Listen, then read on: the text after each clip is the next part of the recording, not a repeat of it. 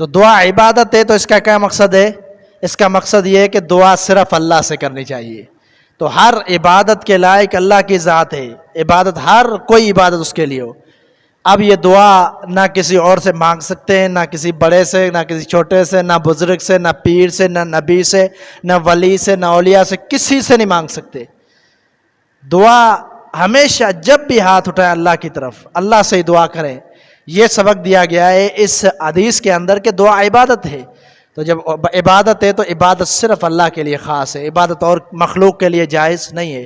اگر مخلوق کی عبادت کی جائے تو یہ شرک ہو جائے گا، اور شرک اکبر ہے کہ مخلوق کو سجدہ کرنا۔ محمدہ و نصلی علی رسولہ الکریم، اما بعد فاعوذ باللہ من الشیطان الرجیم، بسم اللہ الرحمن الرحیم۔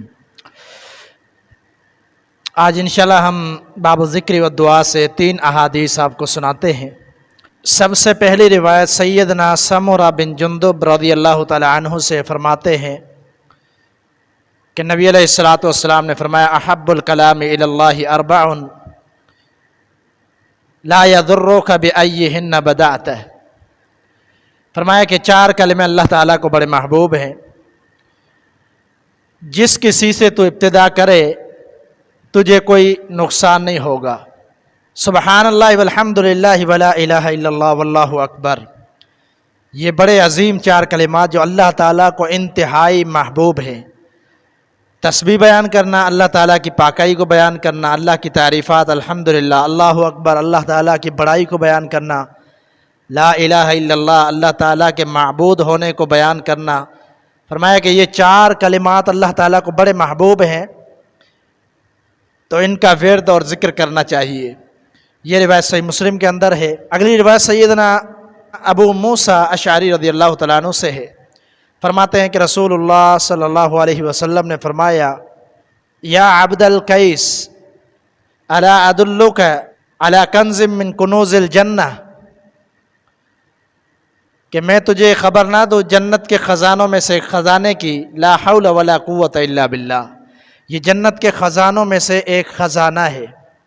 اور سنن نسائی کے اندر کچھ الفاظ زائد ہیں، لا ملجأ من اللہ الا الیہ، یہ الفاظ ہیں اس کے ساتھ پڑھنے کے۔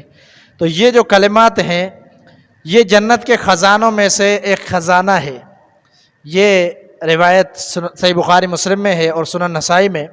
تو یہاں اس سے کیا مراد ہے؟ اس سے مراد یہ ہرگز نہیں ہے کہ جنت کے فروٹ ہے، جنت کے پھل ہے، کچھ لوگ یہ سمجھ بیٹھتے ہیں، بلکہ اس کا مطلب یہ ہے کہ یہ جنت کے خزانوں میں سے خزانہ ہے کہ یہ اس کے بدلے تمہیں جنت دی جائے گی، یہ جنت کی قیمت ہے۔ تو یہ اتنے عظیم کلمات ہیں کہ بندہ اس سے جنت کو خرید سکتا ہے، جنت میں داخل ہو سکتا ہے، جنت کی نعمتیں حاصل کر سکتا ہے یہ پڑھ کر۔ تو ان کا بھی ذکر کرنا چاہیے۔ اگلی روایت سیدنا نعمان بن بشیر رضی اللہ تعالیٰ عنہ سے ہے۔ فرماتے رسول اللہ صلی اللہ علیہ وسلم نے فرمایا الدعاء هو العبادہ۔ یہ روایت سنن 4 کے اندر ہے اور امام ترمذی رحمہ اللہ نے اس کو صحیح قرار دیا ہے۔ بے شک دعا عبادت ہے، یہ الفاظ ہے اس حدیث کے۔ تو دعا عبادت ہے تو اس کا کیا مقصد ہے؟ اس کا مقصد یہ ہے کہ دعا صرف اللہ سے کرنی چاہیے۔ تو ہر عبادت کے لائق اللہ کی ذات ہے، عبادت ہر کوئی عبادت اس کے لیے ہو۔ اب یہ دعا نہ کسی اور سے مانگ سکتے ہیں، نہ کسی بڑے سے، نہ کسی چھوٹے سے، نہ بزرگ سے، نہ پیر سے، نہ نبی سے، نہ ولی سے، نہ اولیاء سے، کسی سے نہیں مانگ سکتے۔ دعا ہمیشہ جب بھی ہاتھ اٹھائیں اللہ کی طرف، اللہ سے ہی دعا کریں۔ یہ سبق دیا گیا ہے اس حدیث کے اندر کہ دعا عبادت ہے۔ تو جب عبادت ہے تو عبادت صرف اللہ کے لیے خاص ہے، عبادت اور مخلوق کے لیے جائز نہیں ہے۔